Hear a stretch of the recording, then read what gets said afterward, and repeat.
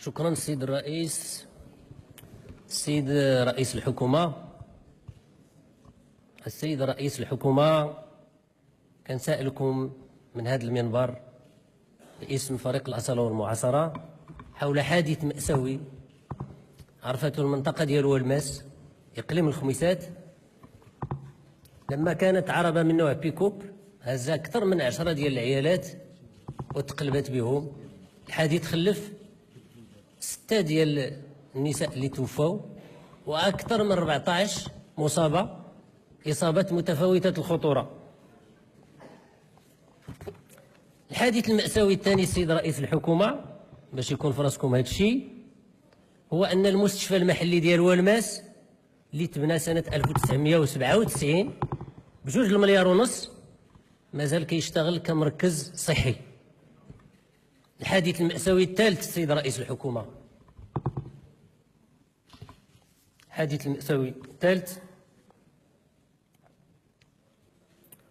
هو غياب الوزراء المعنيين باش يخفوا الآلام ديال الفاجعة سواء في المستشفى أو أثناء عملية الدفن اللي كان دفن بالجملة السيد رئيس الحكومة.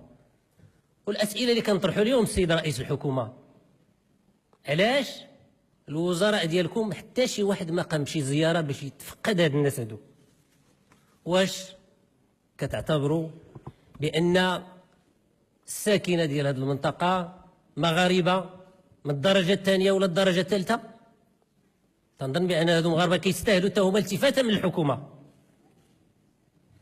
علاش السيد رئيس الحكومة ما حضرتوش المروحيات كما كتعملوا في بعض الأحيان؟ علاش شريتوهم؟ إلا ما حضروش باش يمكن ينقذوا بعض الحالات، وخاصة بأنه كان أكثر من 7 السوايع باش يوصلوا للسويسي، لأنه الماس ما فيها والو، الخميسات المعدات ما كاينش. وكنشكر جميع اللي قام بمجهود من سلطات محلية وأطر طبية، ولكن الفاجعة وقعت. المؤسف السيد رئيس الحكومة المحترم هو أن الوزيرة والوزير اللي تعاقبوا على وزارة الصحة جاوبوا من هذا المنبر هذا في عدة مرات بأن مشكل ديال المستشفى سيحل في أقرب الأجل. وهنا كنتسائل شنو هي أقرب الأجل عندكم؟ واش 10 سنين ولا 20 عام ولا 30؟ الله أعلم. مازال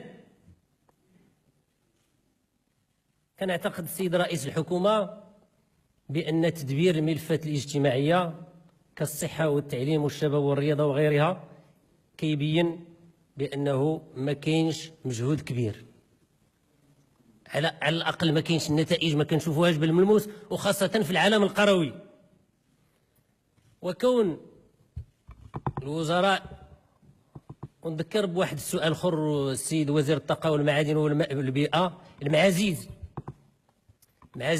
الواد الحار جاوبت الوزيره اللي قبل منكم ان 2009 غادي يبدا. اليوم الواد الحار كيجري فوق الطريق، الاوبئه كثيره.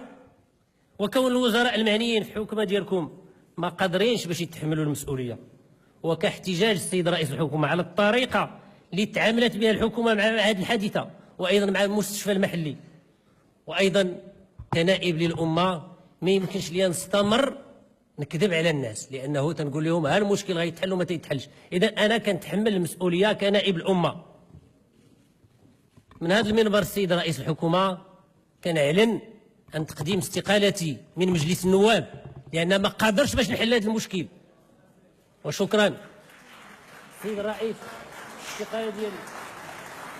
شكرا.